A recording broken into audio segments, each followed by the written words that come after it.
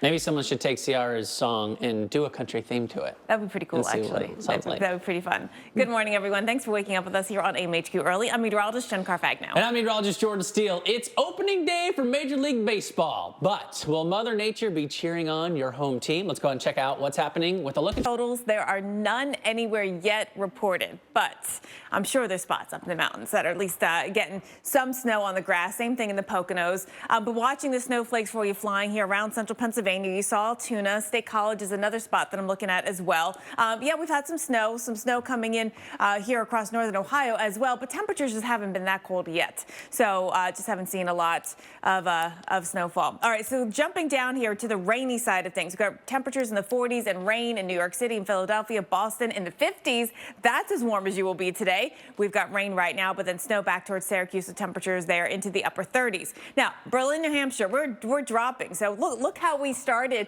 at 40 a couple hours ago, and temperatures keep dropping. That's the kind of day you're going to have. This is the warmest you're going to be as you step out to walk the dog this morning. We are going to be watching for temperatures to drop off. The precip will be out, Jordan, before we get those temperatures down to freezing New York City. But I mean, we got snow into the upstate. It's still cold, yeah, no way around. Those mornings will be chilly. All right, that robust cold front generating severe weather in the south. People across 2 counties in northeast Mississippi are clearing fallen trees and patching up roofs today. These storms that blasted through with 2 tornadoes. New this morning, a National Weather Service survey team confirming that 2 tornadoes struck just south of the Tupelo area. And that safety plan critically important when tornadoes strike in the middle of the night when most people are sleeping. The month of March generated at least 70 confirmed tornadoes. Most occurred in 2 outbreaks the 2nd and 3rd weekends of the month. All right, Steph, so then let's talk about what comes next. So we do get a break from the active weather for a little bit. Temperatures go up and down. Yeah, and then eventually all the way up, right? When you're up, and we're going to be up here, and we've seen a major meltdown. Yeah, the 70s are way too tough for true Floridians. Heavy rain and hail coming down is hard, really hard. A storm swept through Huntsville, Alabama on Sunday. The stones pinging off the pavement. I mean, you hear them.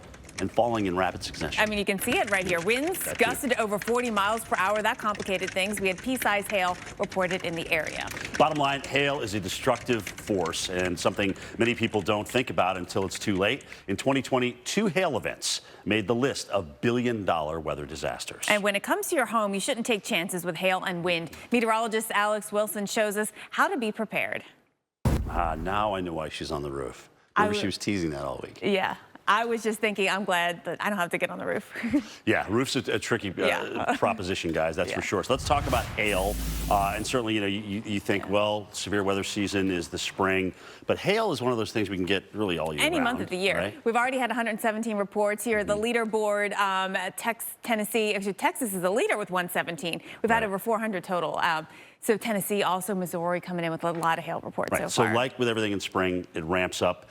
We may see areas added to the severe weather area, especially back in the plain states. Spot to watch as we get through April is into what you're watching from that perspective, from this perspective right here. There it is. Boom. Where, right there, wow, look at that, where they were in reference to this tornado. So they're not right in the middle of the EF4 damage. So those are trees that somehow got ripped and tossed right in front of the camera. But you hear the sound. People talk about that roar. You can hear that like a freight train in the actual video, the heavy rain, how it's dark and how scary that is. But we can show you actually where this house was located relative to where the heart of the strongest winds are, because this isn't even the strongest winds. Yeah, I thought this was really, really interesting to see. So this is the heart of the worst damage. That's where we had the EF4. And then, so where the house is right over here, you can see it's on the edge of where we had some of that damage, where EF0 probably in this area. Exactly. So that is just so interesting to see that. Look at this. We have had, this is the Noonan tornado, March 25th to the 26th, rating EF4, and it was a mile wide. Yeah. And you have to remember that there was debris from this. You could see the entire thunderstorm bringing debris all the way up to Atlanta. Yeah. I mean, isn't that wild, right? How far away actually that debris was traveling in the wind.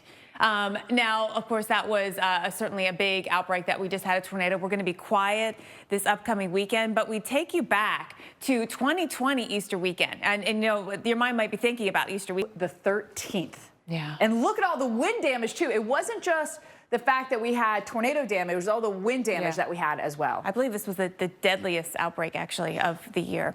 All right. Now, it may be April, but